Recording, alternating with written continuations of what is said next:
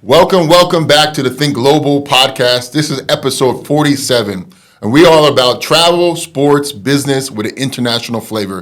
And we're here today with a new guest. Actually, it's a guest that has came on to the podcast before, but I want to call of action to everybody watching this video. We are on the verge of cracking 1,000 subscribers on YouTube, so I want you to go ahead and subscribe to this platform. We need your help to spread the message. We have fantastic guests come on in each and every episode, so why don't you go ahead, subscribe to this channel, and also make sure you turn on notifications. I want to welcome back to the Think Global podcast my homeboy, Marlon Weir. What's up, brother? Appreciate you coming on back on, man. Good to see you again, Coach. And it was good to do it live in person here in the land of 1,000 hills. Yes, sir.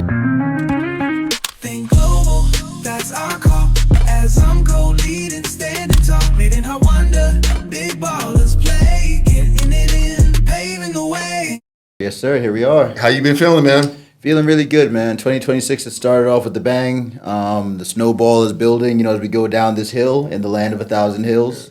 We've launched our brand new Pan-African and global web platform, which we intend to be the largest by the end of this year. For sure. So lots to do, but we're excited for the smart work. I won't say hard work. For sure. It can be hard if you enjoy it. And before we get started, I do got a gift for you. This is yours. I think you're in the medium. Okay, yeah, make it and work. And then this is a Azomco t-shirt for our homeboy Danny Dane. He was asking to win as well. So I know he's outside the country right now, but when he gets back, because I'm going to be leaving on Monday, but you can slide that to him. Absolutely. I appreciate the support, man.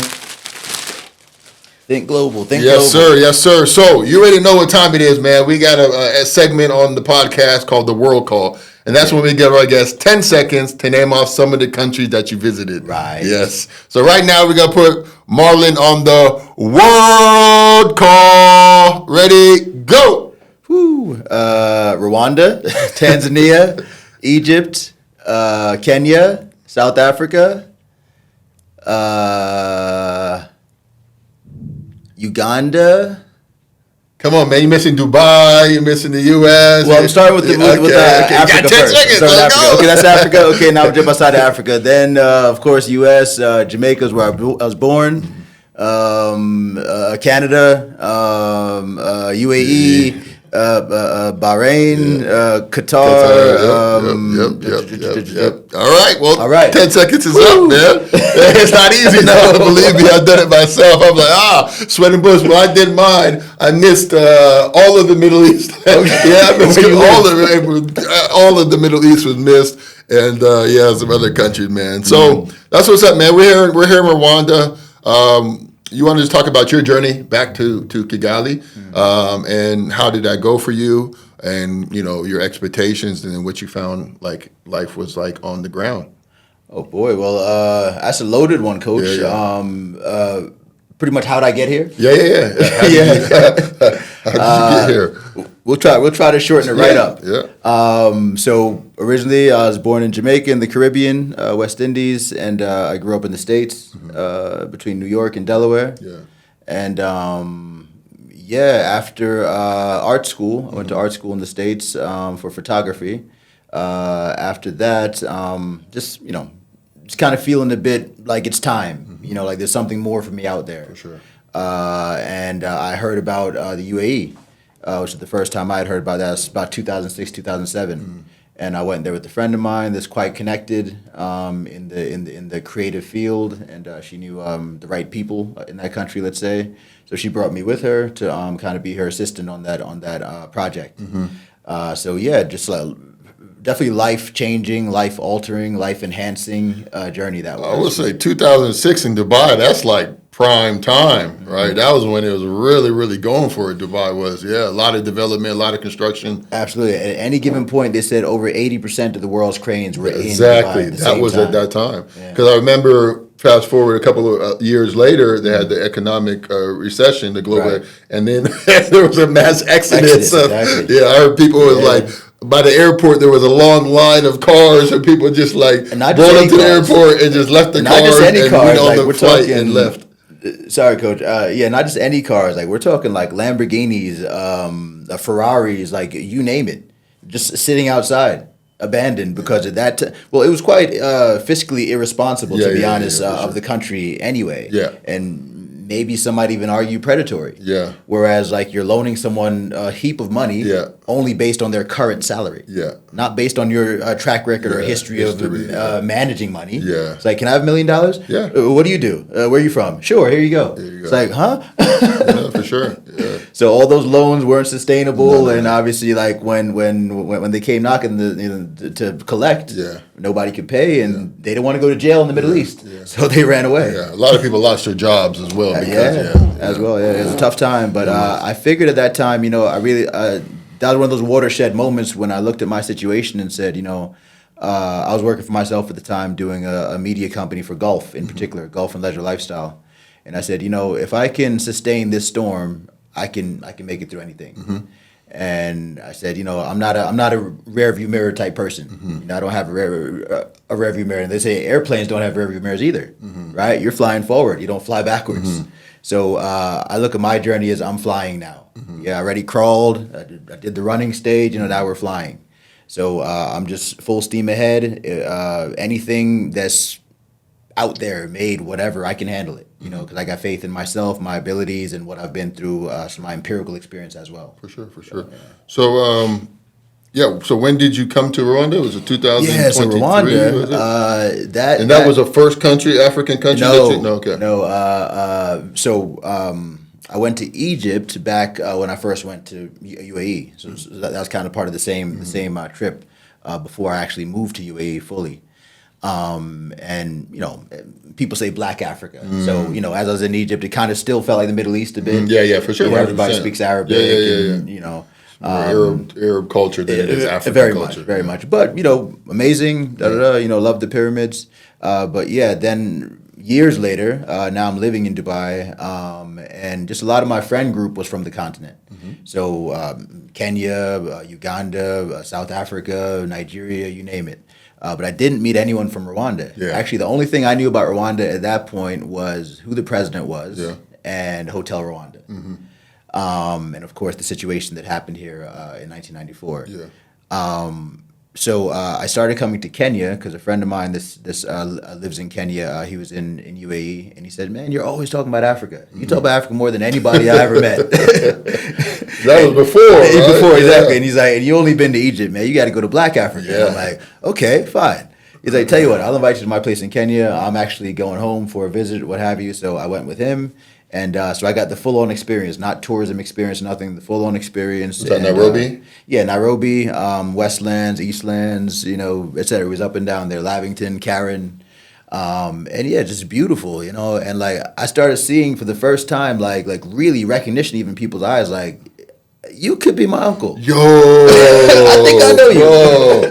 This is what I've been trying to say to people a lot. They think I'm crazy. They don't understand. Like, once you go travel through these African countries and you see the facial features, you see the physique, you see, the differentiations, then I'm like trying to relate it back to my friends and my peoples back in home. They're like, yo, bro, you look like you're, what I'm saying? You could be Ghanaian or Nigerian or Ugandan. Man, I'm from Atlanta, man. What you talking about? I'm not African. I think, Burna Boy's mom said it the best. She was on an awards show, and Burna Boy couldn't make it. And she was saying, if Burna was here, I think his message to everybody would be, remember this, before you became anything else, you were African. You were African. So all this African American, African European, African British, like African starts it. So that's the origin. So Rwanda. All right. So after I went to Kenya, I went to Tanzania. Like, these are all different trips. I'd go back to Dubai, back to Dubai, back to Dubai. So after a few times I come to the continent, I'm just like, man, you know what? This is the place for me. But where?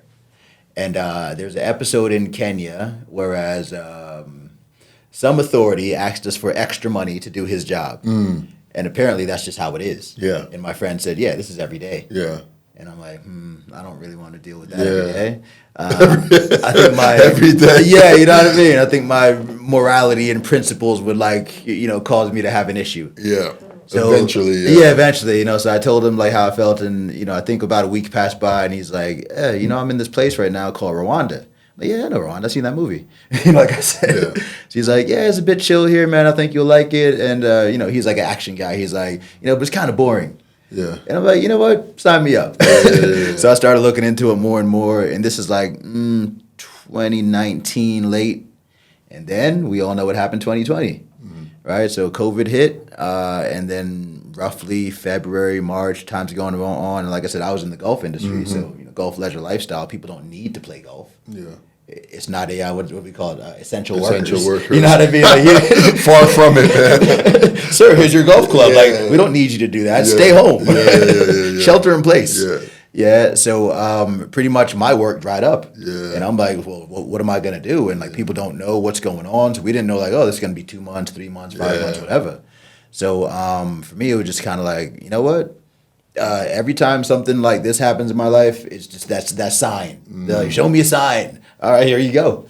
So packed everything in the bag, kind of told my people, I think it's time. I'm going to Africa and I'm not coming back. Oh, yeah, da-da-da. Had like a leaving do, as the British say. Like a lot of my British friends over there said, oh, we got to have a party then. And it was funny, brother, because even the African friends that I had in UAE, they're at the party and they're all like, man, good luck in Africa, man. Da-da-da. And I'm like, you from there? Why treat it like I'm going somewhere like, crazy, like, whatever. Like everybody's like, whoa, you going to Africa? That's crazy. Yeah. I'm like, all right, I'll be fine.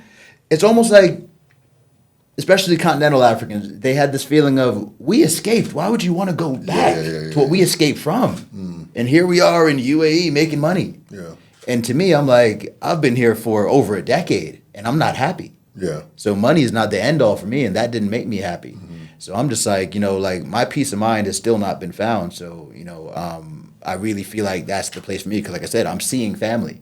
So if I'm seeing family in a place, that must mean that's where I belong. For sure. I didn't see that in UAE. For sure. I just saw opulence and wow, look at the buildings and look at this shiny thing and that thing I haven't seen before. Yeah. It didn't feel familiar. It didn't feel like home. The Feel smells real. weren't. Yeah, it didn't feel real even. Pretentious, it's just kind of fake and everything's artificial.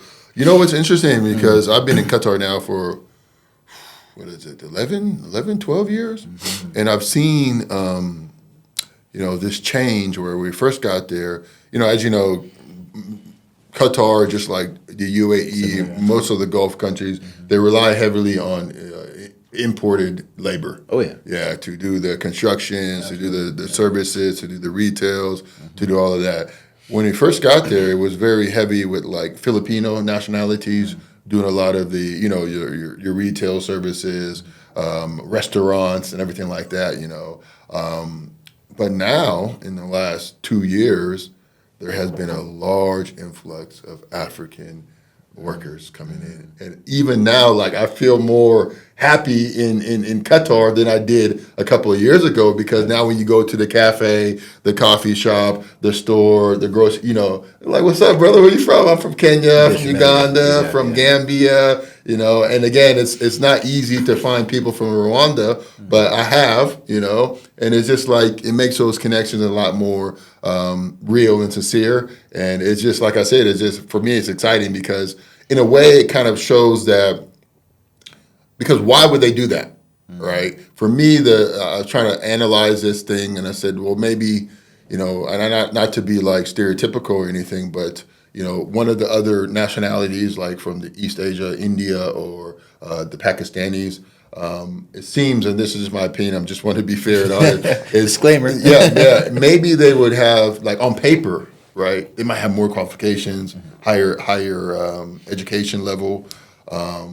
But when it comes to like just like work ethic and English proficiency, I think it would be lacking when you just take somebody out of, say, UG or to Kenya, who just completed like, their secondary school or something like that. I think that in terms of work ethic and English proficiency, that this person from Africa, would be more of a quote unquote more productive employee than somebody who's kind of, just on paper, how it is. Qualifications. Yeah. And I guess another thing, I think probably the salaries will probably be more competitive But That's the number one thing. Yeah. But that's going to grow. So I'm okay with that because I've worked with my daughter had a nanny one time from Kenya, and she was all about sending money home.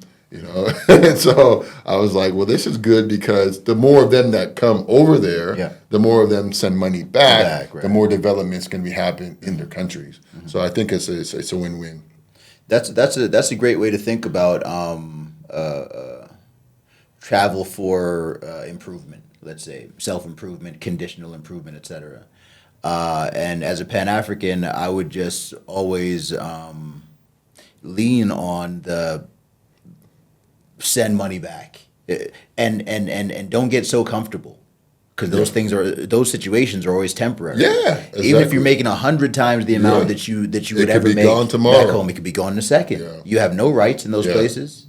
And by the way, what I'm going to say is it's not about demeaning UAE or GCC countries at all. It just is how it is. It's reality. It is what it is. It's reality, and it's better to tell you the truth than people go like, oh, I saw this podcast and they said it was great, and I'm just gonna say it real. Yeah, whitewash it. So like as especially as Africans, because we went over there with like our Western passports. Yeah. You know what I mean? So until we said something, it was like, where in Africa are you from? Then I started talking and people like, wait. It's almost like the taxi guys, like their brain exploded for a second. And I got connecting to them through cricket because West Indies plays cricket, and then like these guys are like, oh yes, the Windies team. They could tell you players from the 1950s. And I'm like, I know nothing about cricket. I'm just from Jamaica. Yeah. But anyway, like when I would see Africans there in the GCC countries, I would think about like why did you leave Africa? And I'm wanting to go back for a specific reason in terms of connection, belonging, kind of like, I feel like it's like something that's been put on me by the ancestors to like, yo, you've done all that stuff for yourself. Now do something for others. Yes. And here's where you need to be. Yes. So when it comes to just like the survival mentality of just like, I need to go to this place to make money. Yeah. Because of all the people I've talked to, no one's ever said like, I'm here because I'm here to find myself. Yeah.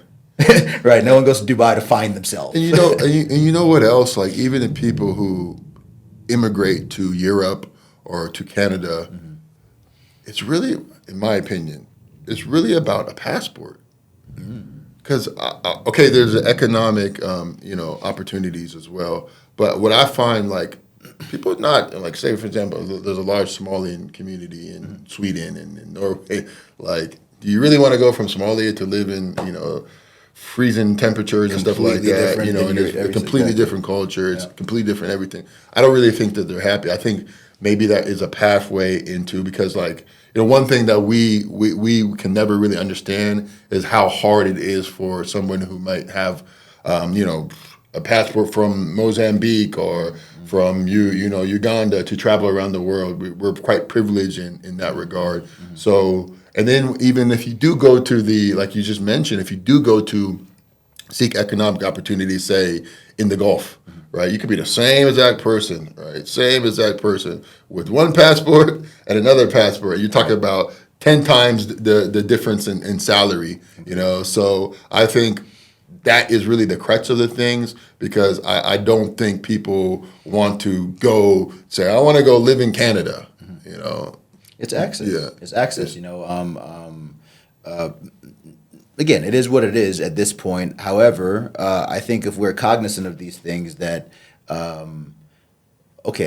when it comes to a migration, for example, it's related. I'll land the plane. Yeah. When it comes to migration, for example, in the West anyway, people are always saying about, and this is America as well as Europe, because obviously Europe has a huge immigration issue as well. Yeah. And they're just trying to combat the results, meaning undocumented people coming to the country illegally. Yeah. They're not looking at the why. Why would anyone want to leave their country? Leave the country. Must be something wrong there. Yeah, must be something wrong. Like we're saying, either salaries, the access of the countries, the freedom index, development, opportunities for the next generation, etc. People aren't just making decisions just to like go like these are dangerous treks. Yeah. Especially when it comes from Africa to Europe. Yeah. They got to cross the desert. They got to cross the Sahara. Yeah, bro. And then the Mediterranean. And before that, all the barbed wire, and them little outposts that Spain owns in Africa. Yeah. So, like these aren't easy decisions for people just to say, I'm going to leave everything behind. And no matter what, I need to get to the other side because it's so bad where I am. Now, instead of, I feel the West just saying, all right, well, let's make taller walls. I'm like, that's not the answer. How about you stop destabilizing other countries? Yeah. How about you prop up other countries in the right way, not with dictatorial, type of leadership that only listens to you, but what's good for the people. And we'll stabilize those countries so that people won't want to leave. If things are okay, why would I want to leave where I'm from? Yeah, that's why. Yeah, that's the point. That's the point I'm making. Yeah, for sure. Yeah. So then with Rwanda, it was just like, right, that's the country I feel like has good leadership, stable, female empowerment, youth empowerment, clean, safe. And I just kept on hearing these accolades, as I was doing my research. And like I said, COVID hit. And then about September, which is my birth month, things were just getting heavy. And I'm like, you know what? This is as good a time as any. And just saw whatever's in the pocket under the mattress, and said, "Let's go." Let's go. And because I'd done my research and talked to a few people in Rwanda already, who I am, what I want to do, I kind of hit the ground running, despite the COVID implications. Yeah. Because obviously we couldn't do much in terms of curfews and what have you. For sure. And surprisingly, Rwanda, the first thing that impressed me directly, as opposed to what I'm researching when I came here, was that people listen. Yeah, that's definitely, yeah. People listen, the leadership and even the medical professionals were saying, can people shelter in place, or if you do need to go out, wear a mask and stay X amount of distance away from each other, etc. People are like, you know what, listening to this for a little bit is not going to kill me. However, maybe not wearing a mask might kill me, for example. And people just did what they were told. Yeah. And I feel like that comes down to leadership. If you trust your leadership, you're not just going to complain about everything, because obviously they wouldn't be doing something negative to you for no reason. Yeah. And I think that's what people have here, a bit based on what happened here in the past in general, whereas if such a traumatic experience was commonly lived by the people, and if not, especially the younger people specifically, at least the previous generation, if you live through that collectively and have that collective memory, and now you see less than a lifetime, 30 years later, a complete 180. This is a model, not just African country, but a model example of redemption of a nation. Yeah. For anybody.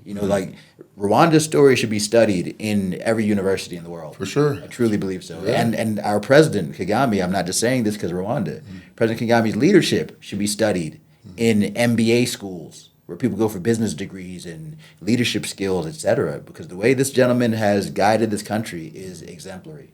It's really impressive. I mean, you think about landlocked, no really natural resources, small country population, and then on the back of, very, very difficult historical events, to get where they're at today is just really, really impressive. For me, the most impressive thing is the cleanliness and the, efficiency. I was just at the RDB earlier this week, and you can pop in there, apply for a trademark, and fill out the application, and then they call me, and it said come pick it up, and immigration and visas, and business and taxes and land, everything is very transparent. Yes. So it's something that they really built a good fundamentals. And zero tolerance for corruption. Yes. Again, nowhere is perfect. Yeah. We're not saying that. I didn't hear perfect from your mouth, and I'm definitely not saying perfect. Yeah.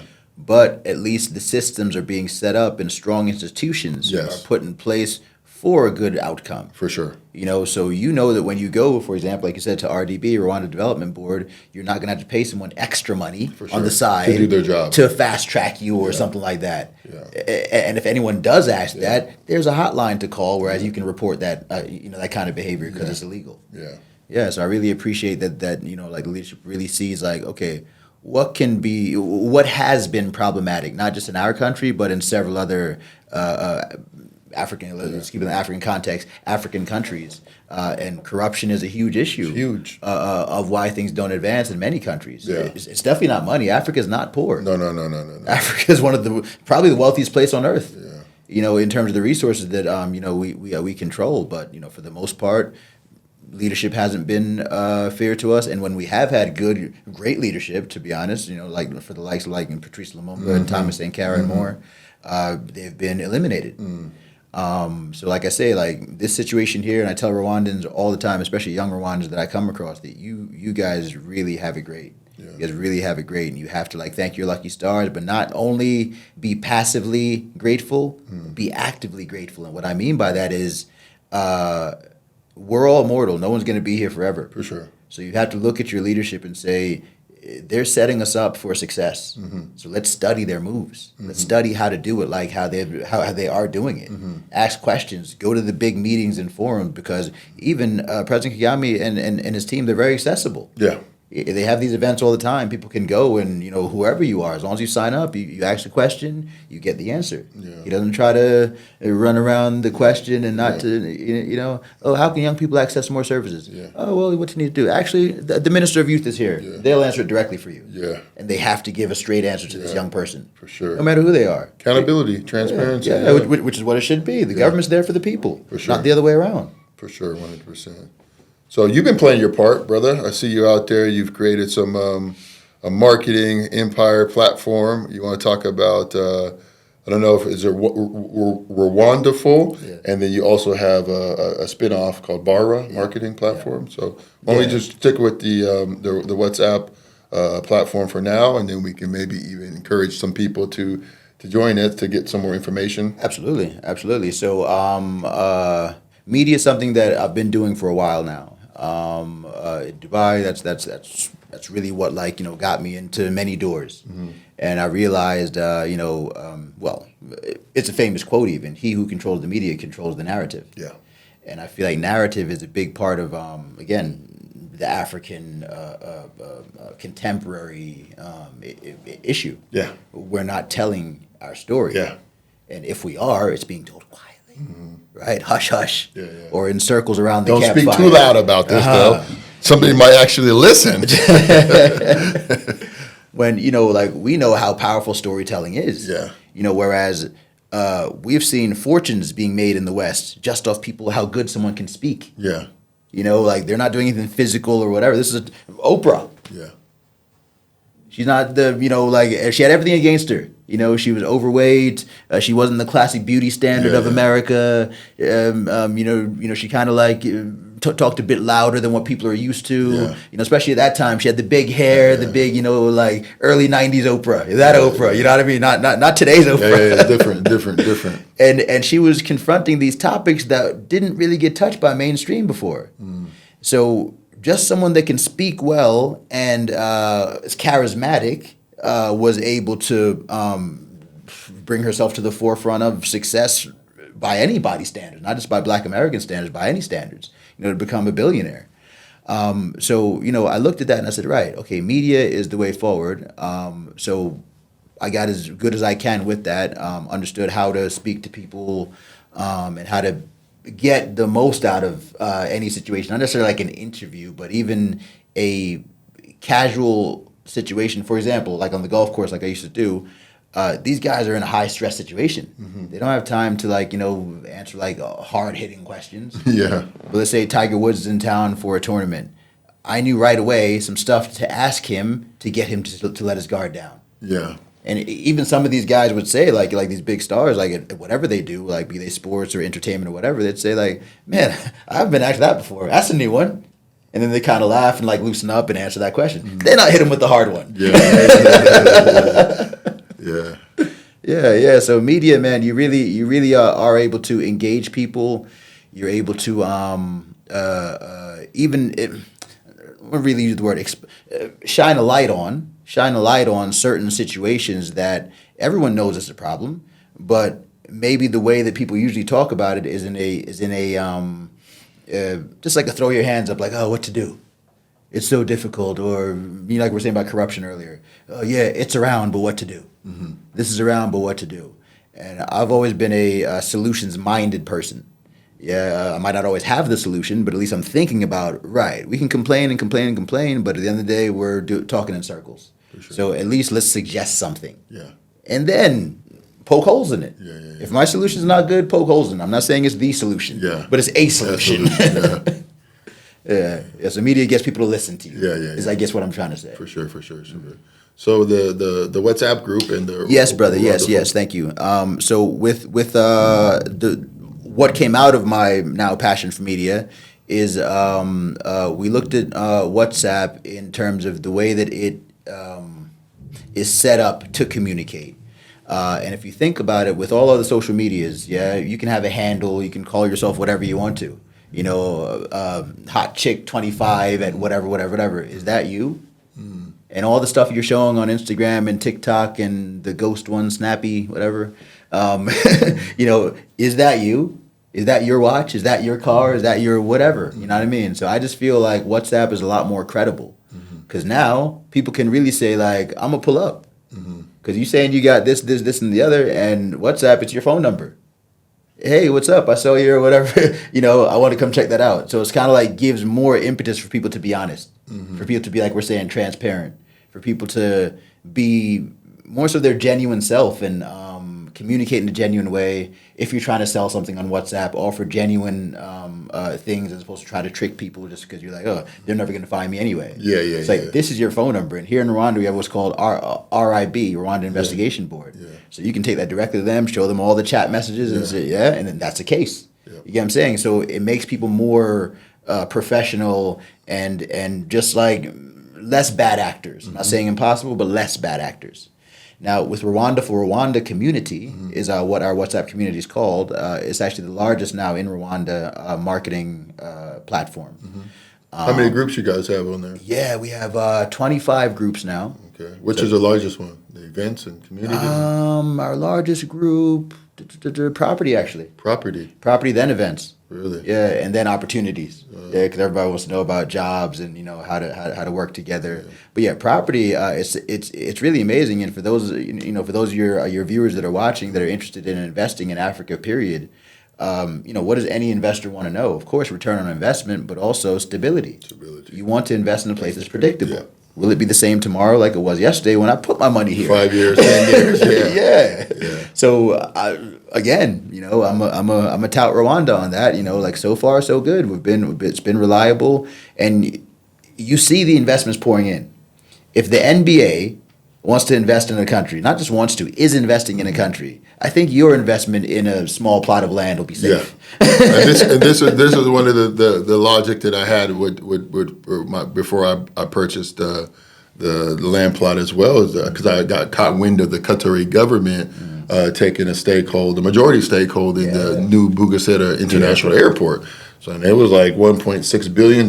So I was like, I know the Qataris and their mindset. They're not just going to do something just out of a high risk tolerance. It's going to be a sound investment decision. So again, like just if they could do that, then hey, I can go ahead and buy a little land plot. So yeah, I definitely get that point. Yeah, and like you guys might think about it like if a great investor, let's say Warren Buffett, you just happen to be at the next table as he's having lunch with somebody, you overhear him say like, oh, this company's going to, are you not going to listen? Exactly.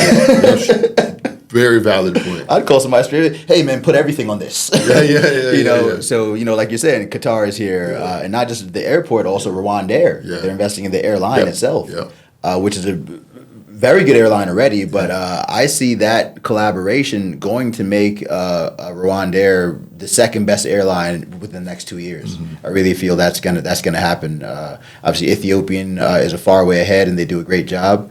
But geographically, and like we were saying before about the predictability of a country, where Rwanda is pretty much in the middle of the continent. Yeah, and you can get anywhere from Rwanda within 6 to 7 hours on the continent. Yeah, so like literally you can schedule a meeting now and I'll be there in 8 hours. Like, where else can you say that? Ethiopia, like, you'd kind of be a bit far from South Africa to say I'll be there definitely in this time. Even the West Africa. West Africa, exactly. So strategically, it just makes perfect sense. And like we're saying, the stability factor. And again, that shows how large and massive the continent is. Because massive, bro. From Qatar to 6 hours is you're in London, Right. Yeah. Or going that way, you could be, dang near past India. India is like 4.5, 5. So it's just you're on the same continent, but you're moving. Yeah. So tell me about Bara now. Yeah. So and I'll connect the bridge for you as well. So with those groups in Rwanda for Rwanda community. The groups have specific purposes, right? So like I mentioned a couple of them, property, people can find land and what have you. We have a vehicle group if you want to buy a car, rent a car, etc. We have groups for family, so some people move here, they don't really know where to get baby clothes or enroll their kids into school, etc. So that's a place for, mommies to have conversations, etc. We have, a good governance group. It's not really about politics, it's about like, let's not just talk about the negative things about government. What else was going right, right? Quite often, like, good news doesn't make the news. Yeah. And like we said, we have 25 groups, so we'd encourage you guys to check that out. Now, that is Rwanda, right? Rwanda for Rwanda community. So that's Sorry, real quick before we move on Yes. to Bara. How can somebody join? If somebody's listening to thing, how can they join the group? Right. So because it's WhatsApp based, you'd have I have to like have your number on WhatsApp. But that's the good thing about Bara, which is why I said now let me connect the bridge. Connected, yeah. Because even if you don't have my number directly, which I have no problem. Are you sure you want to do that? Coach can put it down there. Are you sure you want to do that? You must not value sleep. You never know when a ping can come through at 3 o'clock in the morning, bro. I hear that. But we're here for impact. We're here for impact. So I don't. I'm saying it now, but let's see. I'm saying it now. So with Bara, it's a web platform, www.baraafrica.com, Africa with a K. Okay. And Bara actually in Kiswahili means continent. Okay. Right, so that's why we chose that name. So it's a super platform, and it does various things. One is event listings, right? What's going on around you, and not just events in terms of like nightlife. People often think when they hear events, it's just like, oh yeah, but I don't go out. Yeah. Do you eat? Yeah. Yeah. What do you mean? Yeah. Okay, well, restaurants have events all the time. Yeah. Yeah, they're having lunch buffet. Even I've had to explain to restaurants that as well. They're like, oh, we don't have an event. I'm like, well, do you have any food specials? Well, yeah, Monday we have 2 for $1. Yeah. That's an event. That's an event. It's on a certain day at a certain time. That's an event. Literally, look it up in the dictionary. Yeah. It says that's what an event is. So we've been able to change their way of thinking about their brands even. So Bara's purpose is to provide more information, but now on a global level from a Pan-African standpoint. So event listings, business listings, quite often as well. You walk around, and I'm sure not just Rwanda, pretty much any African country. How do you find so-and-so? How do you find a good dentist? How do you find a lawyer? How do you find this? Everybody's got to Google everything one at a time, as opposed to being in one place that has a collection of information. Yeah. So we're not reinventing the wheel with Bara. We're really collating everything in one place for people to have a convenient experience that is a safe space as well, because it's Pan-African. Yeah, so if you're either of African descent, continental African, etc., or a friend of Africa, this is for you. Now, is it not for other people, Asians, Europeans, what have you? Like I said, a friend of Africa. If you're a friend of Africa and are curious or want to do business here, etc., Bara's for you too. But we're not going to encourage or support any kind of negativity towards Africa, which on other platforms you don't have any control over.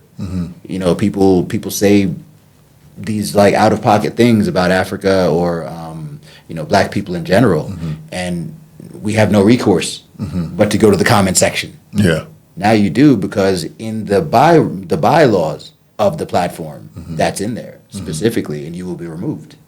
At the end of the day, if Elon Musk can prop up governments with Twitter, then we can remove someone for making monkey noises or whatever to our people. Yeah. That's interesting, man. Congratulations on that. I think it's a very important aspect of the whole, ecosystem. So real quick before I let you go, I wanna ask about, are you like some of the trends, like who is joining these communities? Are they Americans? Are they other African countries? Yeah. People from other African countries, or what's kind of the demographics of these WhatsApp groups and Very good question. So we try our best to get data because we understand data is the new currency. Yeah. Fiat currency, whatever. It's not even worth what it's printed on. Yeah. So data, the more you know about your audience, the more valuable your platform is. Absolutely. And we put out polls every now and again from the things that people post. I'm a man about town myself, so I know quite a few people and who they are and when they joined and what they do. So yeah, we have everybody from students, sort of university students, to diaspora, persons like myself that have come back to the continent and doing business here, living here. Some people even retired, but we still want to know what's going on around.